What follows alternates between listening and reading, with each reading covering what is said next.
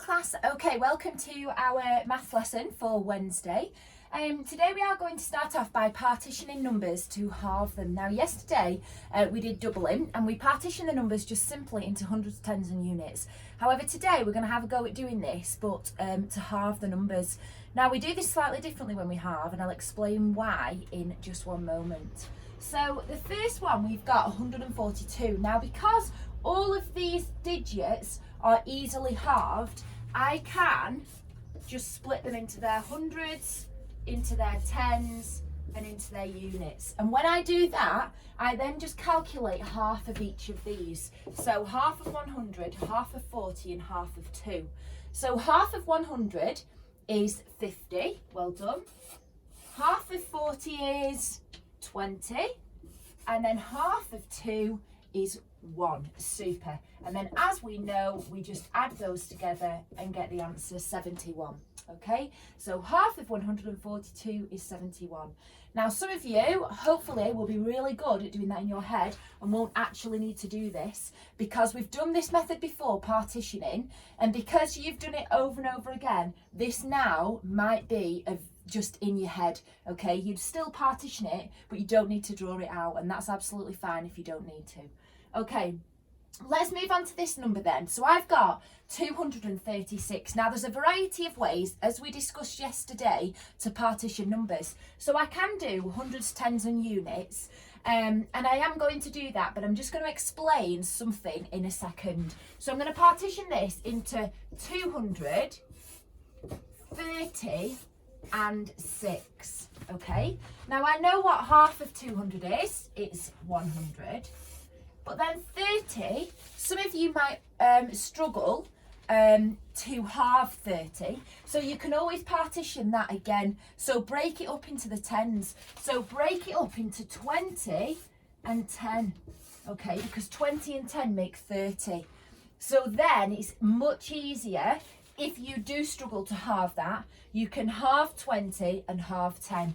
Okay, so half of 20 is 10, half of 10 is 5, and then half of 6 is 3. And then again, we just add them all together. 100, 110, 115, 118. Okay, does that make sense? So you might choose to do that here with 300. If some of you struggle to partition to halve 300, you might put it into 200 and 100.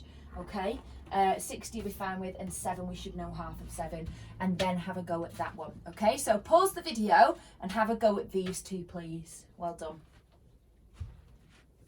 Okay, welcome back. So I'm going to partition this, and I am going to just do it into hundreds, tens and units. Okay, so my hundreds are 300, 6 tens and 7 units, 7 ones. So I'm going to halve each of these and see what I get. So half of 300, remember if you struggle, partition it into 200 and 100. So half of 200 is 100, half of 100 is 50. So half of 300 is 150.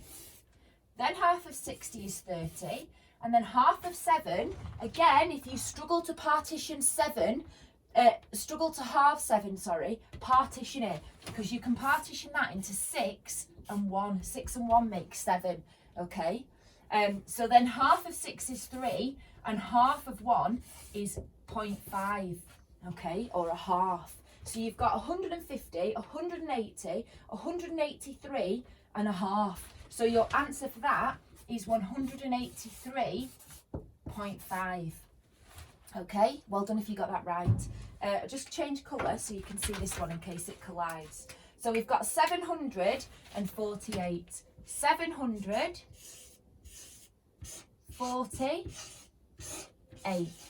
Okay, half of 700 again, half of 600 and 100. So you should be able to realise that that's 350. Half of 40 is 20, and half of 8 is 4. Add them together, 350, 370, 374. Okay, again, super duper if you got that correct. Okay, we're going to move on today to having a look. We're going to continue working with fractions. Okay. Now on Monday we compared fractions, And then yesterday, Tuesday, we ordered fractions. Today we're actually going to be adding and subtracting fractions, okay? And we're not just going to do this today because it is a tricky skill, but we're going to also work on this tomorrow and have a look at it over the 2 days. The questions will get progressively harder, so if you can nail the process today, then it's going to make tomorrow a lot easier, okay? So we're having a look. We've got different denominators and mixed numbers. Now, mixed numbers is one of our magic words today that I would like you to put in your vocabulary chart. So this is going to go on my whiteboard where the date is, okay? And what I'd like you to do is at the end of this lesson, once you have remembered what a mixed number is, I would like you to put that in your vocabulary chart at the back of your maths book, okay? Hopefully you should have already have 4 words in there that we looked at last week. And this week we have got 2 more so far to add. So we've got mixed number and then we've also got improper fraction. Now we should all know the word improper fraction and we should all know the meaning of that. So if you do, very well done. You can put that in your maths book straight away. And if you don't worry. Hopefully by the end of this lesson, you'll be able to know both of them, okay? So today here, you can see that I've got a normal fraction and another normal fraction, and I've got to add them. Now, as we know, when we order, compare, add or subtract fractions, we said that the denominator has to be the same, okay? So you can see my denominator, which is the bottom part of the fraction, unfortunately isn't the same. So I need to start thinking of a number that 5 and 11 both go into, so I can actually then get the same denominator, all right? So it's called a common denominator that I'm trying to find. So when I'm trying to find my common denominator, what number does 5 and 11 go into? So some of you will hopefully have thought of the number 55. 55 goes into, 5 goes into 55 because it ends in a 5 or a 0. And 11 goes into 55 because we all know our 11 times tables. And as we go up, it is 55 is in there. So if I have my common denominator as 55, then let's have a look. What have I done here to my 5 to get 55? So have I multiplied or divided it? Well, we know that I've times it because it's got larger. And then how many have I times it by? Counting your 5s until you get to 55. Let's do it together. 5, 10, 15, 20, 25, 30, 35, 40, 45, 50, 55. So that's at 11 that I have times it by. Okay? So now, remember, what I do to the denominator, I do to my numerator. So 3 multiplied by 11. 3 times by 11 is 33. Well done if you got that right. And then, let's have a look at this one. What have I done to this denominator to get this? So how many 11s go into 55? 11, 22, 33, 44, 55. So there are 5. So that means that I've times this by 5.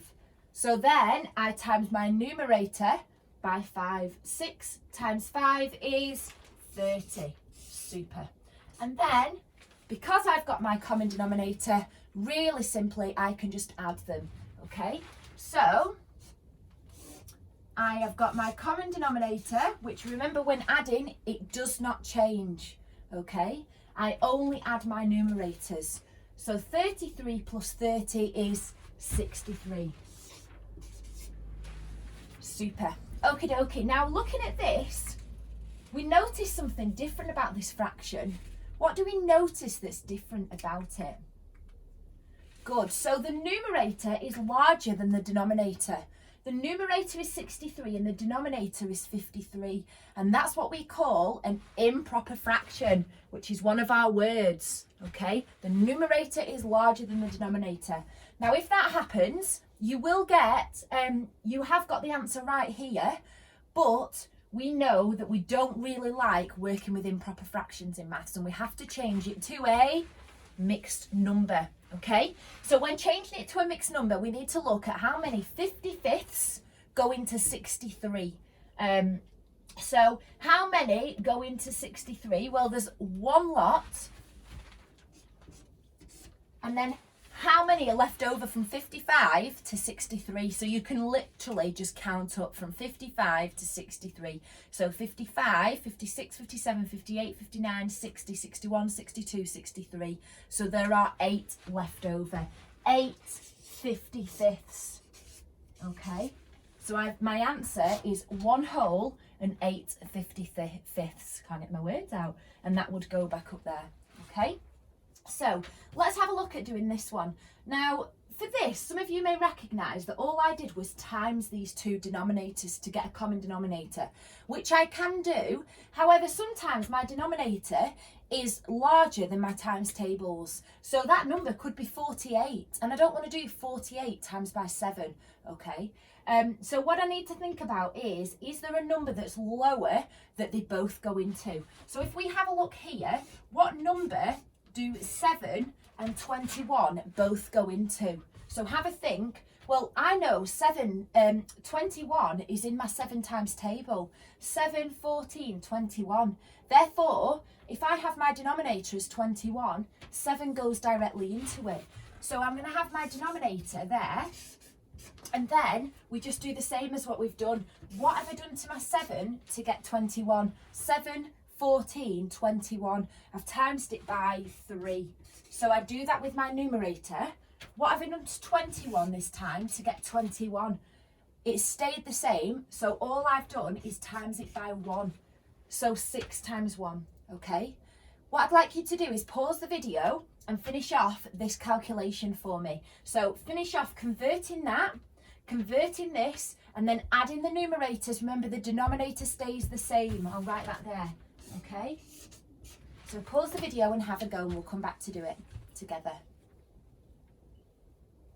Okay, so super if you have managed to do this one, and let's have a go together. If you've got the wrong answer, it doesn't matter.